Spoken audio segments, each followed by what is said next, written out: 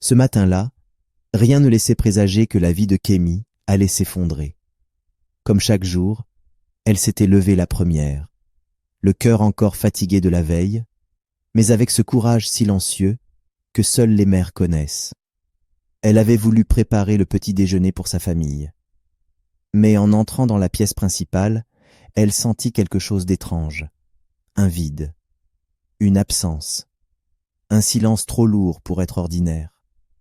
Sur la chaise bancale en plastique, une simple feuille de papier froissé reposait, une écriture qu'elle connaissait trop bien. « Kémy, je suis désolée. Je pars. Cette vie n'est pas faite pour moi. Je ne peux plus. Prends soin des enfants. Cham. » Pendant un long moment, elle est restée là, immobile, fixant ces mots comme s'ils pouvaient disparaître. Mais ils ne disparaissaient pas. C'était réel. Il était parti. Sans un mot, sans un regard, sans un au revoir. Il avait fui les dettes, fui la pauvreté, fui ses responsabilités. Il avait abandonné Kémy et leurs 3 enfants, encore endormis, les bras serrés autour d'un matelas troué, ignorant tout de la tempête qui venait de frapper leur monde. Elle aurait pu hurler, s'effondrer, perdre la tête. Mais elle n'a rien fait de tout ça. Elle s'est simplement assise sur le sol, adossée au mur de leur petite maison, et elle a pleuré. Pas de grandes lamentations, pas de cris, juste des larmes, longues, silencieuses, douloureuses, des larmes qu'on ne verse que quand on sent son univers s'écrouler. Mais même au milieu de ce vide, quelque chose en elle est resté vivant. Une voix intérieure, faible mais ferme, lui a soufflé. « Tu n'as pas le droit de tomber. Ils n'ont que toi. Tu dois te lever. » Et au lever du soleil, alors que ses enfants ouvrirent les yeux sans se douter de ce qui venait de se passer, Kémy s'est levée. Elle n'avait plus de mari, plus d'aide, aucune source de revenus, pas de diplôme, pas de métier, pas de famille proche.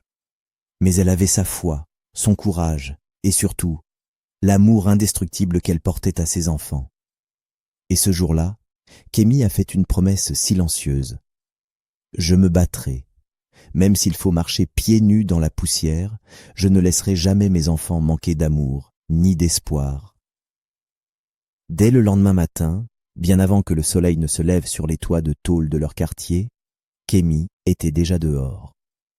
Les yeux encore gonflés par les larmes de la veille, elle avait attaché un vieux pagne autour de sa taille, mis un seau sur sa tête et traîné sa vieille marmite en aluminium jusqu'à l'angle du marché. Elle ne savait pas encore exactement ce qu'elle allait vendre, ni qui allait acheter. Mais elle savait une chose, ses enfants devaient manger. Elle réussit à emprunter un peu de maïs moulu chez une voisine, ajouta un fond de sucre et se débrouilla pour allumer un feu au charbon. Puis, sa voix encore fatiguée, elle lança dans la rue encore silencieuse. « Bouillie chaude, bouillie sucrée, servez-vous tant que c'est chaud !» Au début, personne ne répondait. Les passants passaient sans même la regarder. Mais elle ne s'arrêta pas. Elle continua d'appeler. Encore. Et encore. Sa gorge la brûlait. Mais l'amour de ses enfants était plus fort que la douleur. Parfois, elle rentrait avec quelques pièces, juste assez pour acheter un peu de manioc ou un sachet de sel. Mais d'autres fois, elle rentrait sans rien. Ces soirs-là, elle déposait sa marmite dans un coin de la pièce, essuyait ses mains sur son pagne et retrouvait ses 3 fils, affamés, mais toujours souriants. Et quand le plus grand lui demandait, en regardant ses yeux fatigués, « Maman, t'as mangé aujourd'hui ?» Elle mentait, doucement, pour ne pas leur faire de peine. « Oui, mon fils, j'ai mangé au marché. Je n'ai pas faim ce soir. » Mais une fois qu'ils dormaient, allongés côte à côte sur le vieux matelas, Kémy s'asseyait seule dans l'ombre. Elle tenait son ventre vide entre ses bras et priait. Elle ne demandait pas la richesse. Elle demandait juste la force pour continuer demain. Son aîné Daniel avait 8 ans à l'époque. Un garçon sérieux, observateur, trop mature pour son âge. Il voyait les larmes que sa mère essuyait en pensant qu'il ne la regardait pas.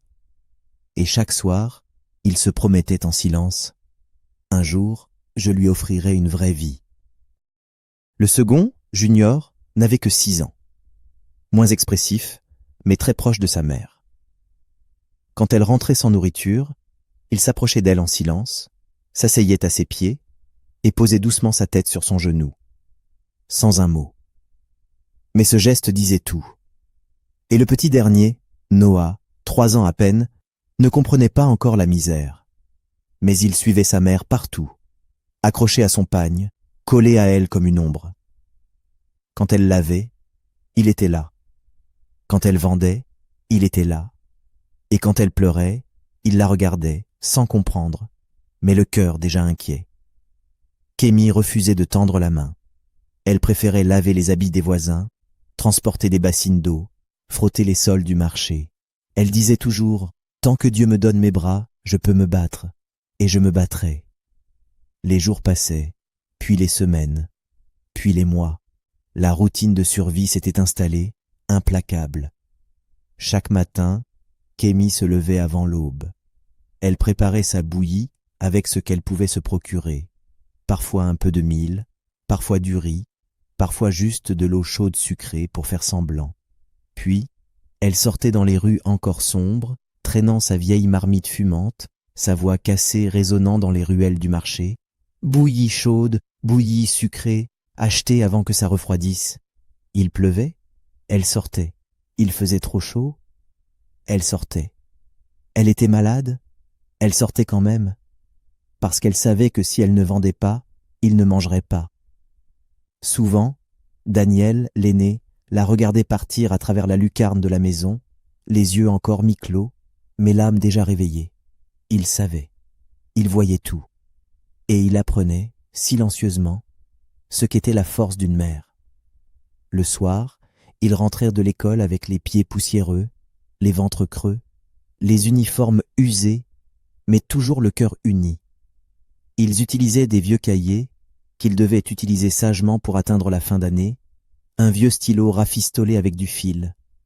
Et pourtant, Kémy les encourageait tous les soirs à étudier et se concentrer à leur étude pour espérer un avenir meilleur. Kémy n'avait pas grand-chose à leur offrir, mais chaque soir, malgré la fatigue, elle leur donnait ce qu'aucune richesse ne peut acheter. Elle leur donnait la foi, l'espoir et des principes. Assise sur le sol, éclairée par une bougie qui vacillait, elle récitait des proverbes, racontait des histoires du village, leur parlait de Dieu, de dignité, de bonté. Elle disait souvent: « La pauvreté est une poussière, elle peut salir ton habit, mais ne la laisse jamais salir ton cœur. » Un jour, alors qu'ils n'avaient pas mangé depuis la veille, Daniel s'approcha d'elle timidement. « Maman, tu crois qu'on va toujours vivre comme ça ?» Kémy s'agenouilla, le regarda dans les yeux, posa ses mains rugueuses sur ses joues encore d'enfant et répondit: « Non, mon fils, ce n'est qu'un passage. Le désert n'est jamais éternel, mais on doit y marcher avec foi et ensemble. » Ce soir-là, ils n'avaient pas de dîner, mais ils s'étaient endormis en se tenant la main, comme pour se dire: « On tiendra bon. » Mais le pire était encore à venir. À l'âge de 12 ans, Daniel tomba gravement malade. La fièvre typhoïde. Il tremblait, il délirait. Son petit corps ne supportait plus rien.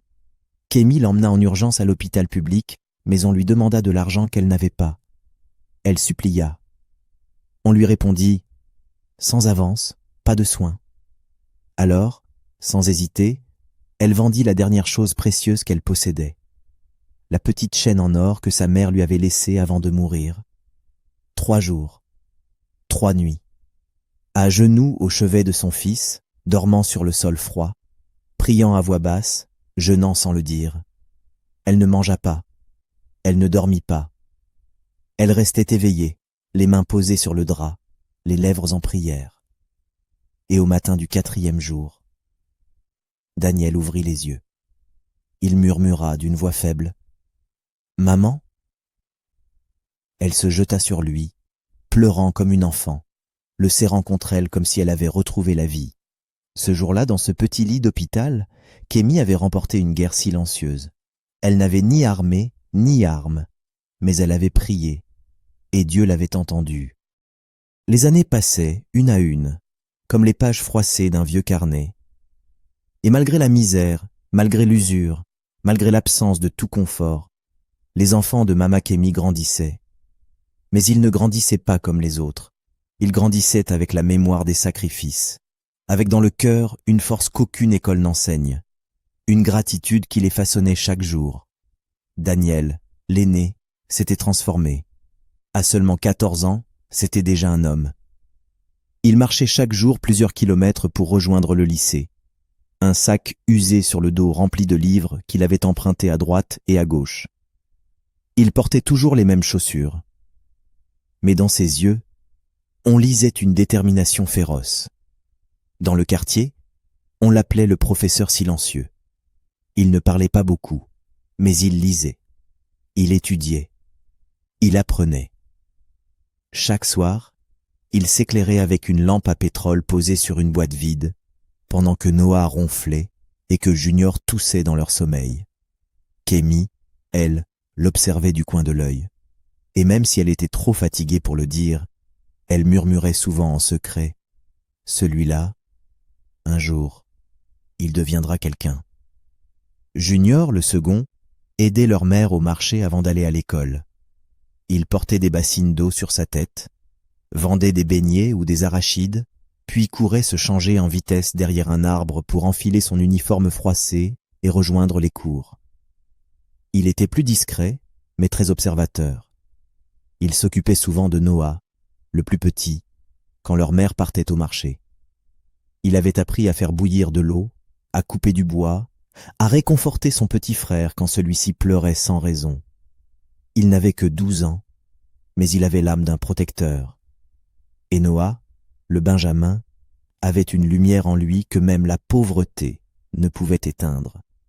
À 8 ans, il faisait déjà des calculs complexes, étonnait ses professeurs, posait des questions que les adultes avaient du mal à répondre. « Maman, pourquoi certains enfants mangent 3 fois par jour et d'autres pas ? Maman, pourquoi Dieu nous aime si on souffre comme ça ?» Kémi ne savait pas toujours quoi répondre, mais elle serrait son fils contre elle, lui caressait la tête et répondait doucement. « Mon fils, ce que tu vis maintenant, ce n'est pas une punition, c'est une préparation. » Et chaque soir, dans cette petite pièce, les 3 garçons récitaient leurs leçons, assis côte à côte sur le vieux matelas. Ils n'avaient pas de lit, pas de tablette, pas d'ordinateur, mais ils avaient une mère et un rêve. Et un jour, le rêve sembla devenir un peu plus réel. Daniel, 15 ans, rentra de l'école, essoufflé, tenant une feuille dans sa main. Il tremblait. « Maman ! Maman ! Regarde ! J'ai été sélectionné pour représenter notre région dans un concours national de mathématiques à Yaoundé. » Kémi lut la feuille, les mains moites, le cœur battant. Puis son sourire s'effaça légèrement, car elle savait, elle n'avait pas l'argent pour l'y envoyer. Le voyage coûtait cher, transport, hébergement, nourriture. Elle avait à peine de quoi payer 1 kilo de riz. Mais cette nuit-là, elle ne dormit pas. Elle courut partout le lendemain. Elle supplia. Elle lava 2 fois plus d'habits. Elle vendit sa marmite principale, celle qui servait à préparer la bouillie depuis 7 ans. Elle vendit aussi ses derniers ustensiles, son seau d'eau, même ses pagnes préférées. Elle ne garda que 2 robes et dit « Je n'ai pas besoin de vêtements. J'ai besoin de voir mon fils avancer. » Et grâce à ça, Daniel partit. Quelques jours plus tard, il revint. Le quartier entier s'était rassemblé. Il avait la tête haute, les yeux brillants. Il avait gagné. Le gouverneur lui avait remis la coupe. Son nom était passé à la radio. Son visage était dans le journal. Et dans la foule, Mama Kémi était là, debout, serrant contre elle un petit sac en plastique, pleurant en silence. Des larmes de reconnaissance, des larmes de victoire. Ce jour-là, tout le monde avait vu Daniel. Mais lui, en montant sur scène, n'avait vu qu'une personne. Il était descendu du podium, avait posé la médaille dans les mains calleuses de sa mère et lui avait murmuré « Maman, c'est pour toi, ce n'est que le début. » Après sa victoire au concours national, Daniel reçut une bourse complète pour intégrer un prestigieux lycée scientifique dans une autre ville. Il ne dormait plus sur le sol. Il n'étudiait plus sous une lampe à pétrole. Il avait enfin un vrai lit, un bureau, une lumière stable. Mais chaque week-end, sans faute, il rentrait à la maison. Il rapportait du pain, aidait sa mère au marché, révisait avec ses frères, et avant de dormir, embrassait toujours Mama Kémi sur le front. Elle le regardait en silence, son cœur rempli de fierté, mais aussi d'inquiétude. Elle savait que le monde était dur pour les pauvres, même brillants. Alors, elle redoublait d'efforts, elle travaillait plus, elle mangeait moins, elle refusait de se reposer. « Je me reposerai quand mes enfants seront à l'abri », disait-elle toujours. Junior, de son côté, poursuivait l'école avec assiduité. Il excellait en lettres, en logique, en histoire. Ses professeurs disaient qu'il avait l'étoffe d'un avocat. Il participait à des concours d'éloquence, écrivait des discours puissants, dénonçait les injustices. Chaque fois qu'il remportait un prix, il le déposait à côté de la vieille Bible de sa mère et disait simplement « Pour toi, maman ». Noah, le plus jeune, grandissait à une vitesse incroyable. À seulement 12 ans, il avait sauté 2 classes. Il construisait des modèles de ponts en carton, lisait des livres d'ingénierie empruntés à des étudiants, posait des questions que même ses enseignants peinaient à suivre. Un jour, il s'est approché de sa mère, très sérieusement, et lui a dit « Maman, un jour, je construirai une maison, pas pour moi, pour toi. Une maison où tu ne porteras plus jamais d'eau sur ta tête. » Elle avait ri doucement. Mais en elle, une étincelle venait de s'allumer. Ce que Kémi ignorait, c'est qu'une promesse silencieuse liait ses fils depuis des années. Quelques années plus tôt, il s'était assis dehors, sur le vieux banc en bois, le ventre vide, les cœurs lourds, les yeux tournés vers le ciel, et sans même se parler, ils avaient décidé. Un jour, on changera sa vie. On lui rendra tout ce qu'elle a sacrifié pour nous. Quand Daniel termina le lycée, il fut admis à l'université de Garoua pour étudier la médecine, avec une nouvelle bourse d'excellence. Junior entra à l'université de Douala en droit, toujours parmi les meilleurs. Et Noah, à seulement 16 ans, fut accepté dans une école supérieure de génie civil avec les félicitations nationales. À chaque étape, leurs enseignants, leurs voisins, même d'anciens camarades disaient « C'est incroyable, ces enfants sont des miracles ». Mais eux savaient. Ils savaient que leur force venait d'une seule source, leur mère. Et c'est là que le plan secret commença à se dessiner. Daniel, dès qu'il reçut son premier salaire d'interne à l'hôpital, ouvrit un compte bancaire discret. Il y déposa l'intégralité de son revenu. Il mangeait peu. Il se privait de tout. Mais il ne disait rien. Junior fit de même.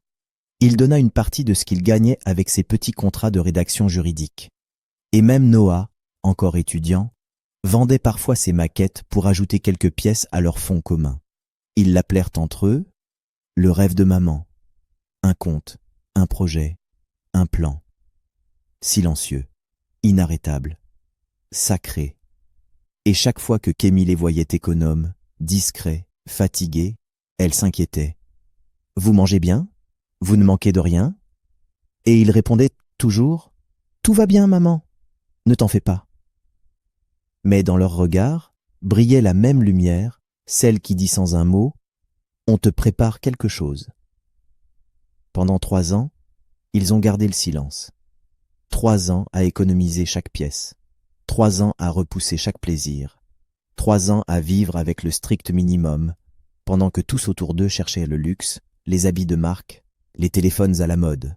Mais eux, ils avaient une mission. Un jour, Daniel réunit ses 2 frères sur un appel vidéo. C'était un dimanche soir. Ils étaient fatigués, mais excités. Et dans sa voix, il y avait ce ton grave qui annonçait les choses importantes. « C'est le moment. On a assez. On commence. » Alors ils contactèrent un architecte discret, recommandé par un ami de Junior. Puis un entrepreneur fiable, choisi avec soin. Et un avocat, pour légaliser tout en secret. Ils trouvèrent un terrain, non loin du centre-ville, dans une zone calme et verdoyante. Un endroit paisible, entouré d'arbres, avec une légère brise le soir. Pas une zone luxueuse, mais un coin digne et serein, exactement comme leur mère. Ils dessinèrent eux-mêmes les plans, pas une grande villa tape à l'œil, mais une maison chaleureuse, fonctionnelle, pensée avec amour.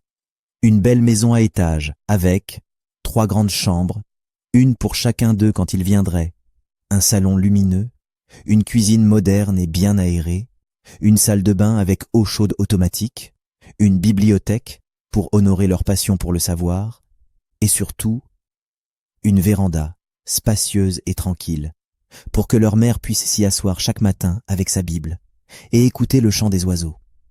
Ils pensèrent à chaque détail. La chambre de Mama Kémi aurait un lit orthopédique pour soulager ses douleurs de dos. La cuisine serait équipée d'appareils simples et efficaces, pour qu'elle ne se fatigue plus à cuisiner debout des heures. Dans la douche, ils installèrent un siège mural et des poignées solides. Junior, toujours le plus sensible à l'émotionnel, insista pour que chaque pièce ait une touche personnelle.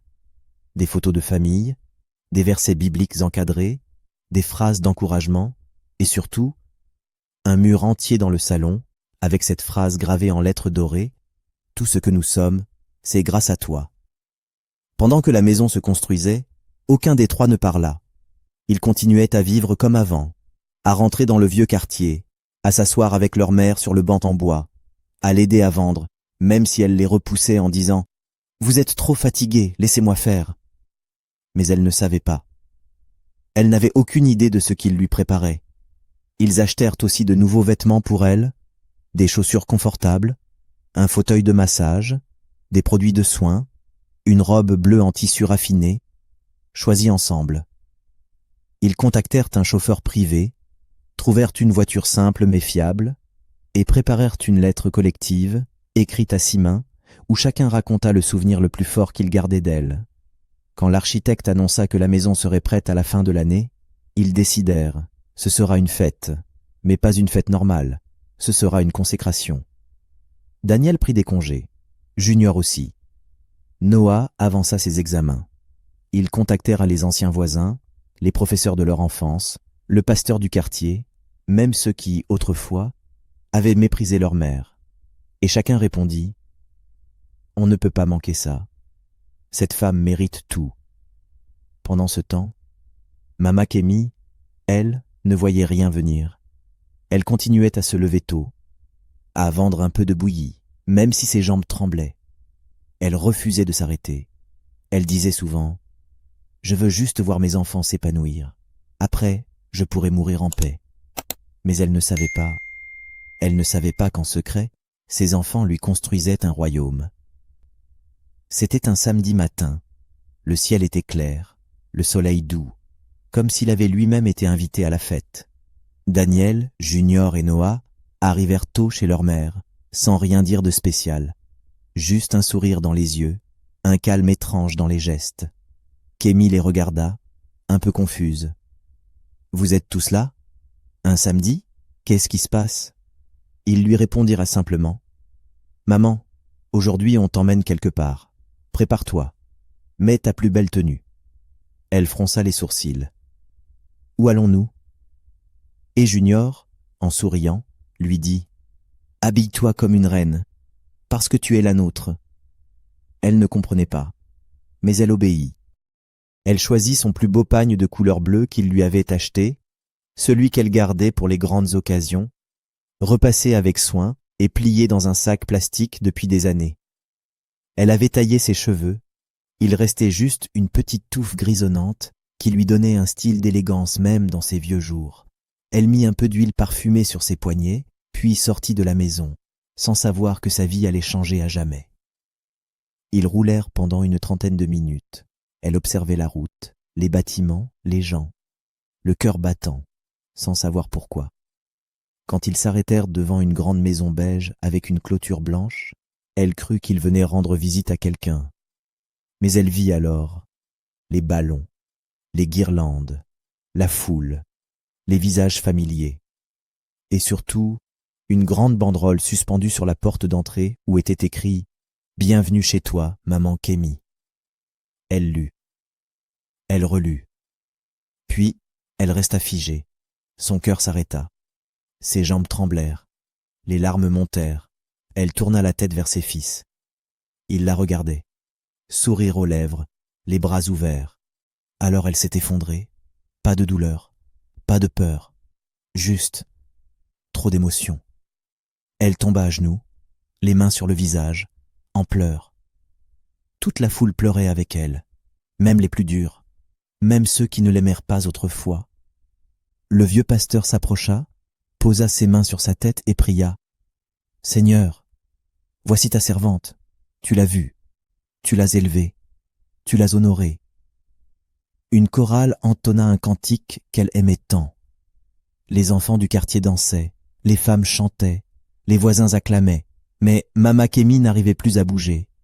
Elle avait les mains tremblantes, les larmes coulaient sans fin. Elle murmurait « Ce n'est pas possible, ce n'est pas pour moi. » Mais Daniel s'approcha, l'aida à se relever, la regarda dans les yeux. « Si maman, c'est pour toi, tout ça, c'est pour toi. » Ils l'accompagnèrent à l'intérieur. Chaque pièce était un témoignage d'amour. Le salon spacieux, la cuisine moderne, la bibliothèque remplie, les fleurs fraîches, les rideaux colorés, et sur le mur, en lettres dorées, tout ce que nous sommes, c'est grâce à toi. Elle s'arrêta net, ses mains tremblaient. Elle posa sa tête contre le mur et pleura à nouveau. Elle visite sa chambre. Elle vit le lit, le fauteuil, les produits de soins, la Bible sur la table de chevet, et cette grande photo de famille encadrée, posée au-dessus du lit. Elle s'écroula sur le lit, sanglotant comme une enfant, un mélange de douleur, de paix, de reconnaissance. Daniel s'approcha et lui murmura à l'oreille « Tu n'as plus à te battre, maman. Tu peux enfin te reposer. » Junior ajouta « Ce n'est pas un cadeau, c'est un hommage. » Et Noah, les larmes aux yeux « Tu es notre trésor. Rien de tout ça n'existerait sans toi. » Ce soir-là, la maison était remplie de chants, de rires, de souvenirs. Tous les anciens du quartier étaient là. Des professeurs prirent la parole. Le pasteur bénit la maison. Et Mama Kémi, assise dans son fauteuil, entourée de ses fils devenus hommes, regardait tout cela avec des yeux pleins de lumière. Elle souriait. Mais dans son regard, on lisait surtout la paix, la vraie, celle qu'on gagne après des années de lutte silencieuse. Quelques semaines après la grande surprise, la maison de Mama Kémi était devenue un lieu vivant, rempli de paix, de rires et de moments simples, mais sacrés. Chaque matin, elle s'installait sur sa véranda, un gobelet de thé dans les mains, sa Bible sur les genoux, écoutant le chant des oiseaux, regardant ses plantes pousser et murmurant des prières de gratitude. Elle n'avait plus besoin de se lever à 4 heures du matin. Elle n'avait plus à laver les habits des autres.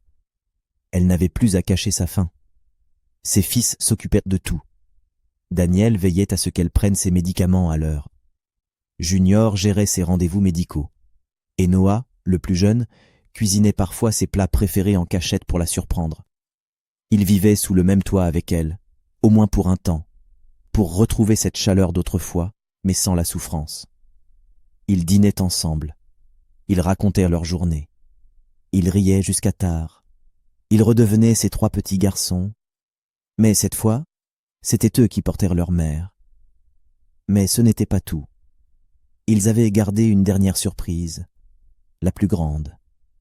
Un matin, après le petit déjeuner, Daniel s'avança avec une enveloppe.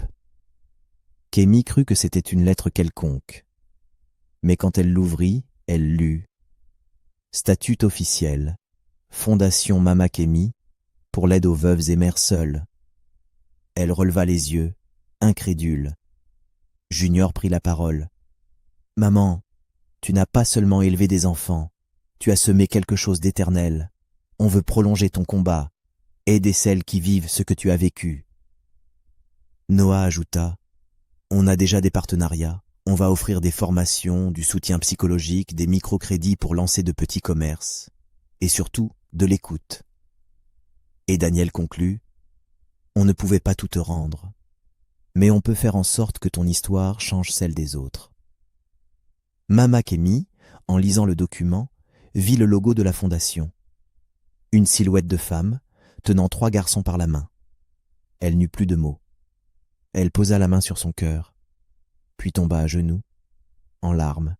« Seigneur, je ne mérite pas tout ça. Je n'ai rien fait d'extraordinaire. J'ai juste aimé mes enfants. » Mais Daniel s'approcha. « Justement, maman, c'est ça qui est extraordinaire. » Le lancement de la fondation Mama Kemi fut un événement. Dans une salle pleine à craquer, on vit arriver des femmes en tenue traditionnelle, des hommes en boubous impeccables, des enfants, des responsables, des journalistes. Maman Kemi fut conduite sur scène, habillée d'un magnifique pagne violet et or, une coiffe royale sur la tête. Le maître de cérémonie raconta son histoire. Des voisins prirent la parole. Des professeurs aussi. Même un homme, autrefois moqueur, demanda pardon publiquement. « J'avais jugé cette femme trop tôt. Aujourd'hui, je suis témoin de sa grandeur. » Puis, ses fils montèrent chacun sur scène. Daniel parla des nuits à l'hôpital où la seule chose qui le tenait debout était la voix de sa mère dans sa tête. Junior raconta comment son goût pour la justice était né en la voyant défendre leurs droits, même sans savoir lire les lois. Et Noah, la voix tremblante, conclut « Si je construis aujourd'hui des ponts, c'est parce qu'un jour, elle a construit une foi en moi que personne n'a pu casser. » Ce soir-là, Mama Kemi dansa, pas comme une vieille femme. Non, elle dansa comme une reine, comme une femme libre, comme une mère célébrée. Et dans son cœur, pendant qu'elle tournoyait au rythme des tam-tams, elle murmurait « Seigneur, je n'ai peut-être jamais été riche, mais regarde ce que tu m'as donné, je suis comblée. » Le temps passa. Les saisons se succédaient, paisibles, dans le jardin de la maison que ses fils lui avaient construite. Les fleurs rouges et jaunes perdaient lentement leurs pétales, emportés par le vent. Les arbres frémissaient doucement dans le silence du matin. Et dans la maison, Mama Kemi vivait ses jours dans la paix qu'elle avait tant méritée. Chaque matin, elle s'asseyait sur sa véranda préférée. Elle parlait à ses plantes, elle lisait sa Bible à voix basse. Elle remerciait Dieu pour chaque souffle, chaque pas, chaque sourire de ses enfants. Elle ne cherchait plus rien. Elle n'attendait plus rien. Elle était simplement heureuse. Puis, un matin, quelque chose changea. Elle se réveilla avec une sensation étrange dans la poitrine. Non pas une douleur, mais une paix profonde, trop profonde pour être ordinaire. Elle resta allongée un long moment, à écouter le silence, le vent dans les rideaux, le chant lointain d'un oiseau, le froissement des feuilles. Puis elle se leva doucement. Elle choisit un pagne doux et coloré. Elle se coiffa soigneusement, appliqua un peu d'huile parfumée sur ses poignets, et elle alla s'asseoir, comme chaque jour, sur sa véranda. Elle ne disait rien. Elle regardait le ciel. Ses mains posées sur ses genoux, elle souriait. Quand Daniel se réveilla et la vit ainsi, il s'approcha doucement. Il s'assit à côté d'elle, sans parler. Il lui prit la main. Et ils restèrent là, silencieux, en paix. Puis Junior arriva avec des dossiers pour un nouveau projet de la fondation. En la voyant, il posa ses papiers, s'agenouilla, posa sa tête sur ses genoux, comme quand il était petit. « Je suis fier de toi, maman, plus que tu ne pourras jamais comprendre. » Noah arriva plus tard, courant, joyeux, une maquette d'ingénierie dans les mains. Il l'embrassa sur le front. Elle le serra contre elle, très fort. « Tu es un homme maintenant, mais tu resteras toujours mon petit garçon. » Ce soir-là, ils dînèrent tous ensemble. Ils rirent. Ils partagèrent des souvenirs. Ils évoquèrent leur ancienne maison, les jours sombres, les nuits à la lumière d'une bougie. Puis Daniel se leva son verre et dit « À notre mère, la plus courageuse, la plus forte, la plus belle. » Ils trinquèrent tous ensemble. Et Mama Kemi rit, un rire doux, un rire paisible, un rire qui disait « Je peux partir maintenant. » Avant d'aller se coucher, elle s'arrêta devant le grand miroir du salon. Elle regarda son reflet. Elle toucha sa joue doucement, puis elle dit à voix basse, « Seigneur, je te rends tout. Tu m'as donné au-delà de mes rêves. » Puis, elle monta lentement les escaliers. Elle s'enveloppa dans sa couverture préférée.